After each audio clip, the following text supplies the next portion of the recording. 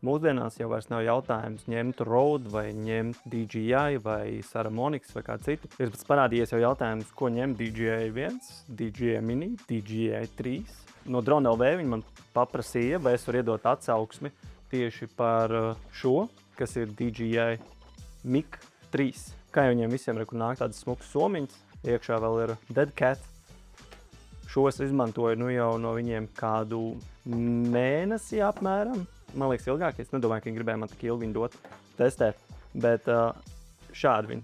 Ļoti forši, ērti, magnētiņi vēl iekšā ir tas, kas iepakojumā viņiem nāk līdzi. Magnētiņi visās malās lido. Anarku uzreiz jau pielikt. Es viņus uzreiz gribu salīdzināt ar otrajiem DJI Mic 2.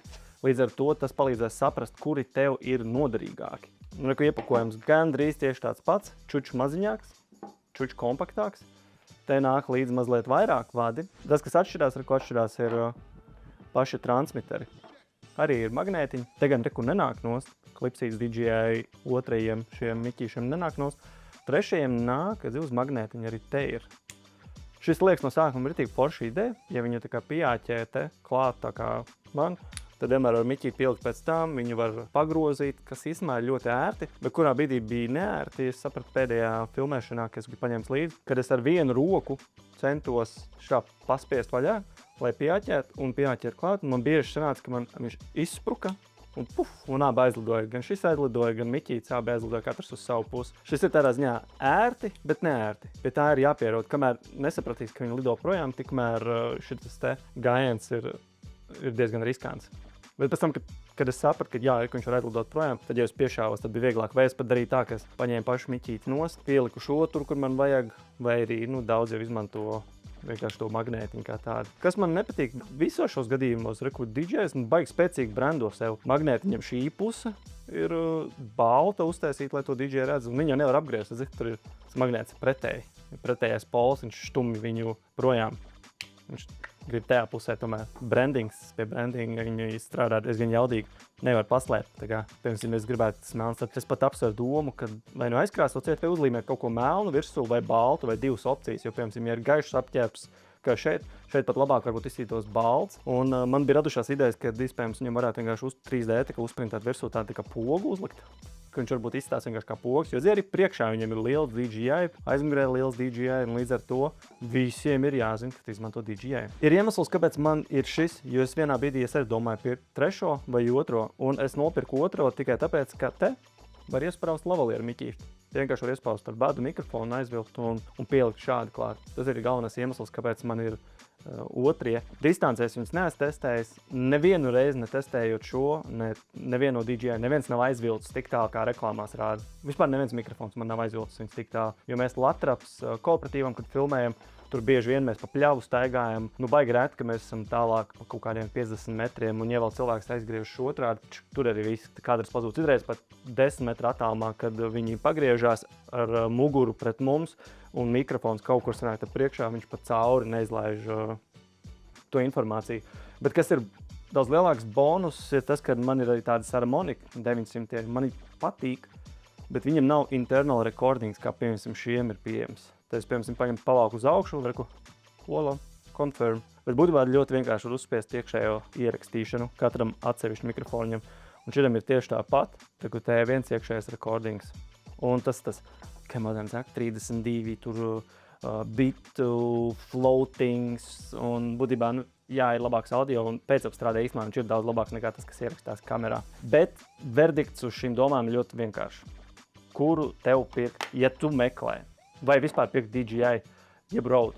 Ja tu ej uz to, ka tev vajag šo, lai tu var piesprāst lavalieru mikrofoniņu tādu klāt, tad šis uzreiz konkurē ar Rode. Ja DJI uzražotu vēl labu šos lavalierīšus, tad es teiktu DJI. Rode viņi ir mazliet labāk, bet nevienam no šiem mazajiem mikrofoniem nav tik labi tie lavalieri, kā ir Sennheiseram.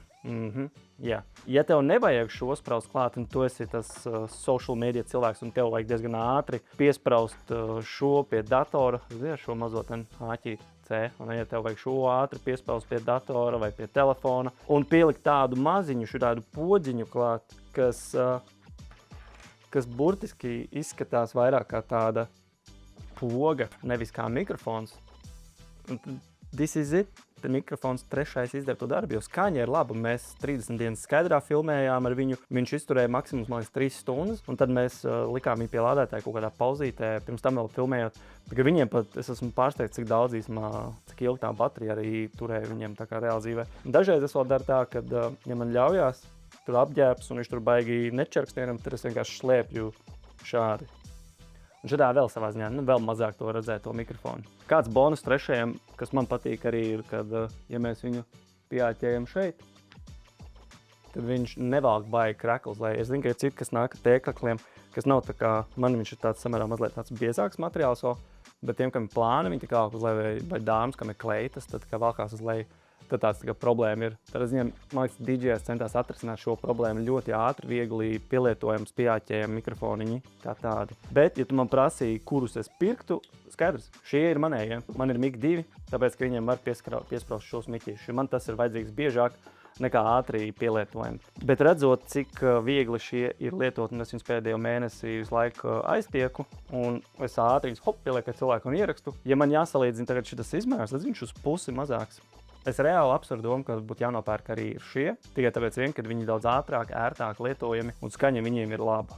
Skaņa reāli. Viņiem abiem ir laba un abiem viņi tas 32 tajos bitflotos ierakstas un pēcapstrādē viņi ir labi. Kompaktā gan otriem miķītim viņi ir reāli lētāk un nāk visādi vadiņi vairāk līdzi. Es nopirku arī šos piespraužamos miķīšus, bet šie no Holyland, tie nav atkal no DJI. Viņi tur visvien pēc 30 eiro, 30. Gribās labāks nopirkt. Viņi ir labi, bet gribās īstenībā labākus, tā lai tāda tīrāk tā skaņa. Kas man arī patīk, ja tu vienreiz pieliec šo apakšā, kā viņš paredzēts, telefonu nevar pielikt. Hops, gatavs pie telefona piespraut. Viņš viņu atpazīst, uzreiz var iet kamerā un viņš ieraksta, tur nekāda problēma nav. Viņš nav vienmēr jāņem nost un viņu vienkārši ieliek te. DJI 2 vismēr bija problēma, kad šeit, ja tu viņu iestūmi, tad vienmēr bija jādomā, kā viņu viņš ieklikšķēja tagad, bet ritīgi čakarīgi viņi ir dabūt ārā un pēc idejas nespiestu šī, lai viņi nenolaustu. Tāpēc varbūt es arī labāk viņu vienkārši biju atstājis vienkārši laiku virsū un neaiztieku. Tas, ko viņi izdarīja trešam, viņi uztaisīja tādu kā podziņu, pēc idejas uzspieto podziņu, un tad viņš labāk nonāk nost.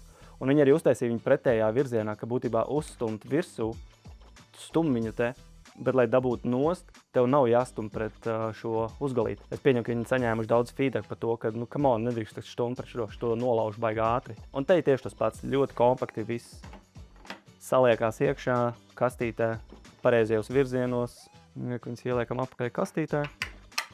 Ļoti smuki, kompakti, lādējās, uzreiz lādēt viņi var te, bet tas ir abām kastītēm. Baterijas tad arī tik ilgi tur. Es pat nezinu, es tik retiņas lādēju, ka es pat neatceros, kad ir bijuši tās lādēšanas reizes. Tik spēcīgas tās baterijas mūsdienās ir, kad to vispār nav jāiespringst. Tāpēc jautājums tev ir, no malas neko nepateiks, mazliet tikai maziņā tā somiņa. Otro vai trešo, man ir otrais, tikai tāpēc, ka var piespraust to mikrofonu. Un viņš varbūt, man liekas, ka viņš varbūt tālāk distancē tur. Bet ja man nevajadzētu piespraust mikrofonu, tad es noteikti ņemtu arī trešo. Ļoti ātri, ērti izmantojams, un es pēdējo reizi, kad 30 dienas skaidrā, kad mēs filmējām, vienkārši piespraudām pie kompi, uzlikām virsū Agrim un Ancim, katram pielikām savu, un priekš Zoom aizgāja, un priekš ierakstiem tagad vispār nekāda problēma. Šī ir no Droni LV, tur var aiziet, un viņam tagad tāda izstāde, ka muzejs ir lielākā izvēle Latvijā, un es pašlaik arī, kad skatos internetā kādreiz, kad pērk, viņiem ir lētākais, pārsvarā viņiem ir lētākais arī, ko viņi var piedāvāt. Tur tāpēc, ka viņiem tas tirgus kaut kāda tīkls, kaut kāda no Igaunijas, vēl kaut kāds, cik es sapratu no viņiem ir. Būtībā viņi var piedāvāt daudz labākas cenas nekā citi. Un šis no viņiem notestēja, šis tagad ies atpakaļ, un es apdomāšu, vai man viņu vajag nopirkt. Pašlaik es domāju, ka iespējams jā, bet es arī skatos vēl uz citiem mikrofoniem, kas ir ne DJI, tīri profesionāli, lai ir kaut kas, ko pamiksēt filmēšanas ziņā. Es ceru, ka šis video tev palīdzēja. Izvēlēties starp šiem diviem. Ja tu tīri social media jums vajag ātri visu kaut ko filmēt un būt arī fleksibliem. Trešais, pilnīgi ok, es domāju, būs labs variants. Bet ja tev jau vajag to ar vadiņu un mazliet varbūt vairāk patīk ņemties ar viņam, iespējams distance vairāk, tas, ka viņš lielāks, man liekas, viņš varētu distancē tālāk dzīvot, tad iespējams tomēr vajag otro, vecāks modelis, lētāks modelis, ziņā bonus līdz ar to un labāk palikt pie tā.